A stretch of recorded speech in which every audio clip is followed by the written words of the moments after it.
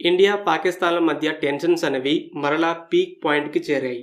Media రిపోర్ట్స్ని బట్టి prime minister Narendra Modi గారు 3 Indian armed ఫోర్సెస్కి పబ్లిక్గా ఫ్రీ హ్యాండ్ ఇచ్చేశారు. అంటే పహల్గామ్కి ప్రతీకారంగా ఎలాంటి చర్యలు తీసుకోవాలో మీ ఇష్టమని ఇండియన్ మిలిటరీకి గ్రీన్ సిగ్నల్ ఇచ్చారు. సో దీన్ని బట్టి ఇండియా తిరిగి దాడి చేయడానికి సిద్ధంగా ఉంది. ఇంతకుముందు బాలాకోట్ ఎయిర్ స్ట్రైక్స్ అప్పుడు కూడా ఇలాంటి ఫ్రీ హ్యాండే ఇవ్వడం జరిగింది. ఇప్పుడు మరలా 5 ఏళ్లకి పహల్గామ్ దాడికి కూడా ప్రతీకారం కావాలని దేశం మొత్తం కోరుకుంటుంది.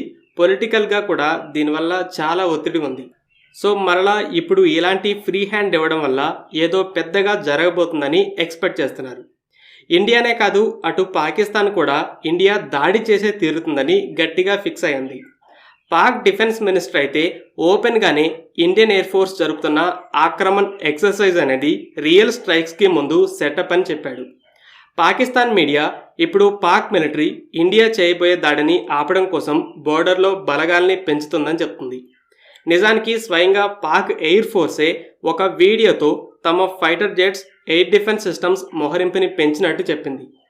ఆ వీడియో ద్వారా పిఓకేలో ఉన్న స్కార్డు అనే ఎయిర్ బేస్లో JF-17, J-10CE జెట్స్ని మోహరించాం. JF-17లో PL-15E air to air missile కూడా ఉంది. J-10C జెట్స్ అయితే ఫస్ట్ లుక్, ఫస్ట్ షాట్ అడ్వాంటేజ్తో పాకిస్తాన్కి ఎయిర్ సుపీరియారిటీని ఇస్తుందని ఇండియాని డైరెక్ట్గా ఛాలెంజ్ చేసింది.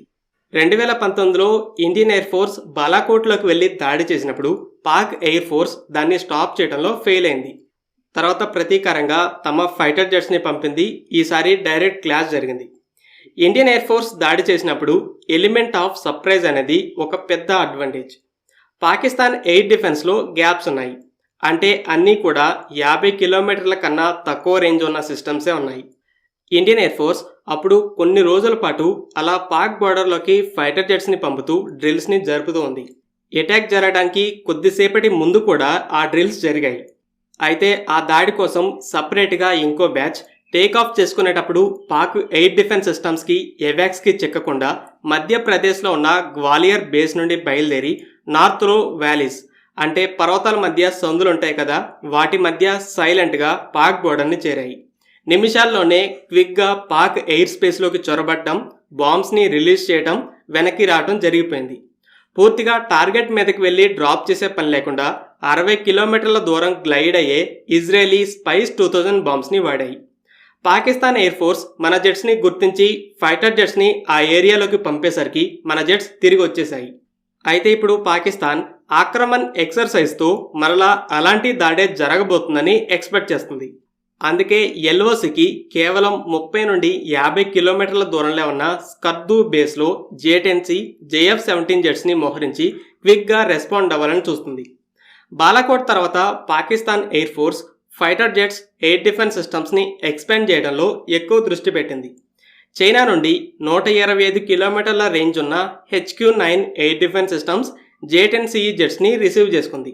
అలాగే ఇంకొన్ని ఎర్లీ వార్నింగ్ రెడార్స్ని కూడా ఇప్పుడు మోహరించింది. పాక్ మెసేజ్ ఏంటంటే, ఇంతకు ముందులా ఇప్పుడు మీరు మాకు తెలియకుండా మా దేశంలోకి చొరబడలేరు. అలాగే PL-15E మిసైల్తో వార్నింగ్ కూడా ఇస్తుంది. JF-17లో కూడా ఈ మిసైల్ని ఫిట్ చేశాం. అలాగే అడ్వాన్స్డ్ రెడార్ PL-15Eతో J-10C జెట్కి కూడా first look, first shot advantage ఉంటుందని చెప్తుంది. ఈ PL-15E అంటే ఎక్స్పోర్ట్ వెర్షన్కి 145 కిలోమీటర్ల రేంజ్ ఉంది. అయితే ఇండియన్ రఫాల్స్లో ఉన్న మిటియోర్ రేంజ్ అనేది 200 కిలోమీటర్స్. ర్యామ్జెట్ ఇంజిన్తో రన్ అయ్యే ఒకే ఒక్క ఎయిర్ టు ఎయిర్ మిసైల్ ఇది. PL-15E కంటే ఎక్కువ రేంజ్ ఉండడమే కాకుండా తక్కువ రేంజ్లోకి ఫైర్ చేసినా కూడా PL-15 లాంటి మిసైల్స్ కంటే ఎనర్జెటిక్గా ఉంటుంది. అలాగే రఫాల్లో ఉండే Spectra electronic warfare system Typhoon, Gripen లాంటి జెట్స్ కన్నా అడ్వాన్స్డ్గా ఉంటుంది. ఇది లాంగ్ డిస్టెన్స్లోనే రెడార్స్ని గుర్తించి వాటిని జామ్ చేయగలదు. సో ఓవరాల్గా పాకిస్తాన్ ఎక్స్పెక్ట్ చేస్తున్నట్టు ఇండియా మరలా ఎయిర్ స్ట్రైక్స్ని జరిపితే వెళ్ళే బ్యాచ్లో ఖచ్చితంగా రఫాల్స్ ఉంటాయి. ఇంతకు ముందులా సర్ప్రైజ్ అటాక్కి ఛాన్స్ లేకుండా ఎయిర్ టు ఎయిర్ కాంబాట్ జరిగినా కూడా పాక్ జెట్స్, ఎయిర్ డిఫెన్స్ సిస్టమ్స్కి రఫాల్స్ సమాధానం చెప్పగలవు. ఫ్రెండ్స్, ఈ వీడియో మీకు నచ్చినట్లయితే లైక్ చేయండి. అలాగే మరిన్ని ఇంపార్టెంట్ డిఫెన్స్ అప్డేట్స్ కోసం మన ఛానల్ని సబ్స్క్రైబ్ చేసుకోండి.